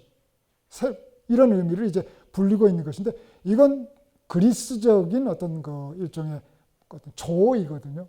당시 이집트에서 썼던 이런 표현 자체가 아니다라는 것이죠. 그러니까 이런 식의 표현들이 자꾸 나오게 되니까 결국 그리스식 표기가 자꾸 나타난다라는 것이고 지명뿐만 아니라 종족의 안드로파고에는 인육을 먹는 사람, 식인종들을 이야기하는 대목인데 그것 안드로파고이라는 표현을 쓰고 독자들이 가장 헷갈리는 게 바로 신들에 대한 이름들입니다. 헤로도투스 이집트에 대한 글을 보게 되다 보면 제우스, 어쨌든 아몬, 제우스, 아몬이라는 표현 막 헷갈려 나타나게 됩니다. 그때 조심할 게 뭐겠어요? 이것이 이집트의 신 아몬을 가리키는 것인지 그리스의 신 제우스를 가리키는 것인지가 굉장히 좀 애매한 대목이 많이 나와요. 그 실은 불분명한 대목도 많이 나옵니다. 그건 뭐냐면은 이건 그리스 독자들이 있기 때문에 그리스 독자들은 아몬에 대해서는 별 관심이 없죠. 그리스에 있어서 자신들이 생각하고 있는 제우스와 같은 존재가 누구냐 그게 중요한 거 아니겠어요? 그러니까 이집트의 최고 신은 아몬이기 때문에 아몬에 대해서는 제우스라고 불러도 되는 것이죠. 어떻게 보면 제우스 독자 그리스의 독자들에게는 자연스러운 어쨌든 문화 수용이라고 볼 수가 있는 것이죠. 그런 것들입니다. 이방인에 대한 부정적인 평가, 굴종적인 예속성, 문란한 성품성, 굴종적인 예속성이라는 것은 이제 그리스인들은 자유를 추구하는 그야말로 자율적인 어떻게 보면 굉장히 주권과 자유를 표방하고 있는 어쨌든 이제 그 자립의식을 갖고 있는 사람들이고 그에 반해서 이방인들은 노예근성, 굴종적인 예속성을 갖고 있는 사람들이라는 구분은 굉장히 엄격하게 나타납니다. 그래서 어떻게 보면은 이러한 것들이 이제 우리가 후대에 보게 됐을 때 아마 이제 우리가 흔히 하게 되는 이제 18세기, 19세기 이후로 근데 오리엔탈리즘 같은 것들을 이야기하게 될 때 그 오리엔탈리즘의 어떤 고대적인 어떤 원형이라고 이야기할 때 이런 헤로도토스가 그리스인과 이방인들을 이제 차별적인 이런 정치의식, 자유에 대한 문제, 그리스인들은 자유, 그리고 어떤 이방인들은 굴종적 예속성을 본질적으로 타고난 사람들이라는 생각, 이런 생각들이 나타나게 되는 것은 이방에 대한 비하의식이 나타나게 된다는 것이고, 이방인들이 굉장히 어떤 문란한 상품성을 가지고 있다라는 표현들이 자꾸 이제 부정적인 묘사로 나타나게 된다라고 하는 것이죠. 이건 이제 그리스 사람들이 가장 페르시아 사람들의 굴종적인 예속성의 상징적인 현상으로 보여주고 있는 것이 이 부복. 그러니까 어떻게 보면 이건 절대적인 어떤 복종을 의미하는 몸짓이죠. 그러니까 어떻게 보면 이제 상대의 처분에 대해서 절대적인 어떤 충성을 이야기하는 것이죠. 그러니까 이것은 보통 그때 당시에 페르시아 왕 앞에 가면은 그러니까 이것은 당시 페르시아인들이 이렇게 동작을 했는지는 몰라요, 이것은. 근데 보니까 이런 불교라든가 이런 비슷한 몸짓이 있어서 지금 제가 차용한 것이고 이건 그 당시의 어떤 몸짓은 아닙니다. 어쨌든 땅바닥에 전신을 이제 대고 엎드려서 고개만 쳐든 방식이죠. 아까 말씀드렸던 절대적인 복종입니다. 근데 그리스인들이 이런 의식, 이런 행동을 도저히 용납할 수가 없다라는 것이죠, 실제로는. 그래서 이제 해프닝들이 많이 일어납니다. 여러분들이 이집트 헤로도토 역사에도 그런 대목이 많이 나오죠. 이집트 그리스 사절들이 가서 나는 부복을 못 하겠다. 이건 어떻게 보면 자유인으로서 그리스인들의 어쨌든 이제 자존심에 이제 어떻게 보면 어긋난다라고 하는 것이죠. 그래서 그것을 끝까지 거부하는 그리스인들의 행적들이 나오게 되는데 이것이 이런 대목들입니다. 이제 그 다음에 나오게 된 게 다문화 인식인데요. 이것만 좀 보시면 될 거예요. 이것이 어떻게 보면은 나는 인간들의 크고 작은 도시들에 대해서 모두 똑같이 다룰 것이다. 이전에 강성했던 도시들 가운데 많은 경우들이 지금은 미약해졌기 때문이다. 또한 나의 시대에 강성한 도시들이 이전에 미약한 도시였다. 나는 인간의 행위들이 항상 같은 곳에 머물지 않는다는 걸 알고 있으므로 그들을 모두 똑같이 언급할 것이다. 그러니까 이건 뭐냐면은 나는 현재 고정화되어 있는 모습으로 세상을 보지는 않겠다라는 이야기죠. 지금 강대국이어도 과거에는 약소국이 있었다. 지금 약소국이어도 과거에는 강대국이었다. 어떻게 보면은 그들이 가지고 있는 권력과 문화라고 하는 것은 항상 시간에 따라서 변하는 것이기 때문에 그렇다면 각각의 어떤 문화, 각각의 종족들에 대해서 동등한 관심을 가지고 그들에 대해서 서술 대상으로 삼아야 한다라고 하는 것이죠. 그러니까 이것은 그리스인들뿐만 아니라 다른 많은 사람들에 대한 관심이 근본적으로 바탕에 깔려 있다라고 하는 것이 여기서 이야기하는 다문화, 인간의 다양성에 대한 인식이고요. 이건 이제 말씀드렸듯이 어떻게 보면 그들의 어떤 문화가 이방인의 문화도 그리스인들보다 훨씬 우월하다라고 하는 것들을 보여주는 것들, 그리고 그리스 문화가 상당 부분이 외국에서 들어왔다라고 하는 것들을 몇 가지 설명해 주고 있습니다. 그리고 이제 이것은 이제 어떻게 보면 바로 이 대목인데요. 문화 상대주의 사례, 어떻게 보면은 이것만 이제 간단하게 보시면 될 겁니다. 다리우스가 통치했던 시절에 그리스인들과 소위 어떤 인도스, 여기서 이야기하는 깔라티아이라고 인도인들이 있었는데, 다리우스가 그 두 종족들을 불렀어요. 보면은 이 깔라티아인들은 부모가 죽으면 부모 시신을 먹는 관행이 있었다는 거죠. 그래서 그 사람들을 불러서 내가 얼마나 물질적으로 보상하면 당신들이 부모를 불러 태울 수가 있겠느냐. 아니, 까무러치게 놀라면서 우리는 그런 거 못합니다. 그리스 사람들한테 반대는 모르죠. 그리스 사람들은 화장을 합니다. 불러 태우죠. 그리스 사람들 불러서 내가 어떻게 하면은 너희들을 소위 말해서 여기서 이야기하는 소위 말해서 부모 시신을 너희들은 먹을 수가 있겠느냐. 자기들 도저히 그건 못하겠다라는 것이에요. 그래서 이야기하는 게 그거죠. 인도인들은 부모 시신을 먹는 것을 자신의 어떤 고유한 문화로 알고 있고, 그리스 사람들은 화장을 하는 것 자신들의 고유한 문화로 알고 있다. 이것들은 각자가 그것을 자신들의 최상의 관습이라고 생각하고 있는 것이다. 이걸 인정해 주자라는 것이죠. 이것이 어떻게 보면 오늘날의 일종의 다문화 인식과 맥락을 같이 하는 걸로 볼 수가 있는 것입니다. 그래서 이건 조금 다른 이야기인데, 이건 아마 여러분들이 혹시 마틴 버넬이라는 작관 인물입니다. 이 사람이 썼던 블랙 아테나라는 작품이 아마 우리나라에 제2권까지 번역이 되어 있을 건데, 이 마틴 버넬의 이야기를 잠깐 하게 되는 것은 바로 헤로도토스가 이야기했던 아까 그리스 문화 외래적 기원설이라고 하는 것에 대해서 마틴 버넬은 블레가타라는 책에서 그 체계적으로 설명을 하고 있는 겁니다. 그러니까 그 체계적인 설명에 있어서 헤로도토스 역사의 대목이 상당히 중요한 근거로서 활용이 되고 있다라고 하는 것이죠. 그래서 거기서 보게 되면 이 사람은 바로 그리스 문명은 그리스인들, 즉 넓게 보면 유럽의 토착적인 고유한 문명이 아니고 이건 아프리카, 아시아적 기원을 갖고 있는 것이고, 그러니까 원래 외래적인 문화이다. 그러니까 어떻게 보면 그리스인들이 가지고 있었던 유럽인들이 가지고 있는 그리스 문화의 어떤 토양이라고 하는 것은 유럽적인 토양이 아닌 것이고 아프리카라든가 아시아에서 들어온 것이기 때문에 소위 그것은 유럽인들이 갖고 있는 유럽 중심적인 역사 해석과는 어긋나는 것이다 라는 차원에서 그에 대한 비판적인 논거로서 헤로도토스를 많이 인용하기도 한다라고 하는 것이죠. 어떻게 보면 여러분들이 가장 관심을 갖고 있는 대목이기도 합니다. 저는 여기다가 인간학의 보물창고입니다. 그때 그 보물창고라는 말을 여러분들이 얼마나 수긍을 해 주실지는 모르겠습니다만, 그러니까 어떻게 보면 이것은 이제 이 속에는 수없이 많은 인간들에 대한 이야기들이 나옵니다.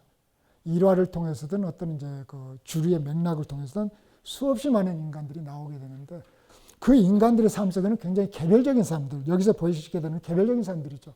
굉장히 다양한 대표적인 인물들만 몇 가지 설명을 했어요. 그래서 무만 과시욕으로서 국가 아내를 잃은 리디아왕 칸다울레스, 자만에 빠져서 불행을 제쳐온 리디아왕 크로이소스, 무에서 유를 장시하는 페르시아의 건국시조 키로스, 페르시아의 국력을 극대화한 유능한 리더, 페르시아 왕국의 리더 다레이우스, 국가를 위해서 자기 신체를 자상, 스스로 훼손했던 페르시아의 중신 조피로스, 그 지용을 겸비한 아르테미시아. 이 아르테미시아는 아까 이야기했던 영화 300, 제국의 부활이라고 하는 영화에서 나오는데, 원래 헤로도토스가 그리고 있는 인물과는 전혀 다른 면으로 묘사가 되고 있지만 어쨌든 아르테미시아라는 인물도 굉장히 여걸로서 등장하고 있는 인물입니다. 그리고 여기 나라는 레오니다스, 그리고 이제 여기서 이야기하는 데마르토스. 어떻게 보면 이 데마르토스라고 하는 인물도 굉장히 흥미로운 인물입니다. 그러니까 이 인물은 스파르타 왕이었다가 아버지의 적자 논쟁에 휘말려 가지고 왕위를 박탈당하고 쫓겨난 사람입니다. 근데 희한한 게 그리스 사람들이 쫓겨나면은 페르시아로 자주 가요. 적국이잖아요, 실제로는. 근데 왕들이 다 받아들입니다. 굉장히 중요한 정보원도 될 수가 있고, 그러니까 여러 가지 활용을 하고 있는 것이죠. 근데 데마르토스가 제가 좀 흥미롭다라고 하는 것은 이 사람이 어떻게 보면 헤로도토스의 삶과 굉장히 좀 닮아있다라는 생각이 들었어요. 그러니까 헤로도토스 아까 말씀드린 정치 없는 유랑민들입니다. 한 군데 정착하지를 못하고 이리저리 떠돌아다니는 사람. 그리고 그 지역에서 그 지역의 사람들이 요구하고 있는 어떤 마을 언행에 따라야 하고 어떻게 보면 자기의 어떤 그 주체성을 잃어버린 그런 사람들의 면모로 이야기할 수가 있는데 바로 이제 이 데마레토스라고 하는 인물이 나오게 됩니다. 그러니까 혹시 읽어보실 때 이 데마레토스라고 하는 사람이 그 근근한 삶 속에서 어떻게 나름대로 의미를 갖고 살아가고 있었던가 하는 것들을 살펴보는 것도 나름대로 좀 의미가 있을 거라고 생각하고 테미스토클레스를 드는 것은 굉장히 영리하고 지략가인데 재승박덕이라고 했습니다. 그러니까 어떻게 보면 정말 어쨌든 그 지략이 풍부한 사람입니다.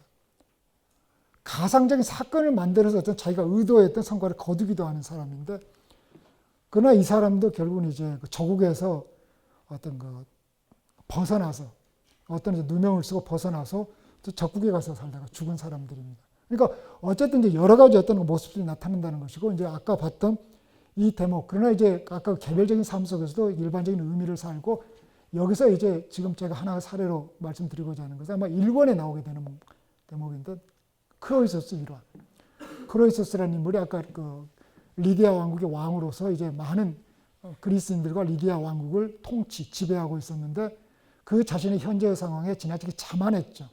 솔론이 와서 그러지 말라고 경고하지만은 그런 자신만만하다가 결국 몰락을 하게 됐고 키로스에게 패배를 당하게 되는 것이죠. 그래서 패배의 순간에 이런 패배에서 자기가 죽게 될 순간에 솔론이 들려줬던 이 지혜의 어떤 가치를 깨닫게 되고 후회를 하게 되면서 그것이 일화가 돼서 키로스의 공감과 관용을 얻어내서 이제 목숨을 부지하게 되는 인물인데 여기서 이제 어떻게 보면 권력의 무상함과 변화무쌍 인간사 특히 여기서 이야기하는 인간의 행복이란 무엇인가에 대한 메시지를 던져줍니다. 여기서 솔론이 던졌던 인간의 행복이라고 하는 것은 어떻게 보면은 여기 있는 이제 젊은 학생들로서는 그렇게 어떤 실제로 공감하기는 어려운 문제일 수가 있어요. 행복이라는 게 뭘까? 근데 여기서 이 사람이 이야기하고 있는 그 행복에 대한 솔론이 들려주는 이야기에 대한 행복의 최종적인 결정은 죽음에까지 연결이 되는 것이죠. 그러니까 가장 아름다운 죽음, 가장 축복된 죽음을 죽지 않으면 행복한 사람이 아니다라고 보는 것이죠.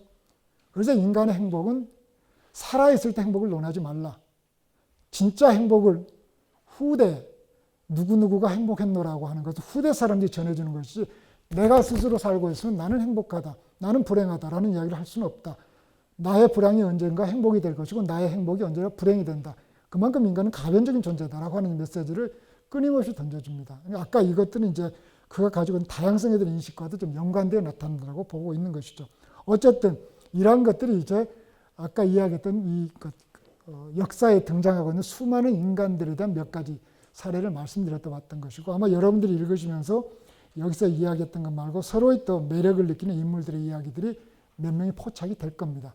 그런 것들이 이제 여러분들이 어떤 그 인물들을 통해서 나름대로 새로운 어떤 어떤 인간에게 보고를 만들어 가주시면 될 것 같습니다. 시간이 조금 초과가 되었습니다만은 제가 여러분들에게 이 책을 어떻게 읽을 것인가에 대해서 안내자로서 할 수 있는 이야기는 여기까지이고 어떻게 보면 이제부터 여러분들이 어떤 목적으로 어떤 관심과 어떤 동기를 가지고 읽어낼 것인가. 제가 마지막으로 말씀드릴 것 중에 하나는 그런 어떤 특정한 목적과 관심이 있다라고 하면은 이 책 속에서 무언가 해답을 하나는 얻을 수 있을 것이라고 확신을 합니다. 그래서 이제부터는 여러분들의 몫이 되지 않을까 합니다. 예, 이상 마치겠습니다. 예, 감사합니다. 예.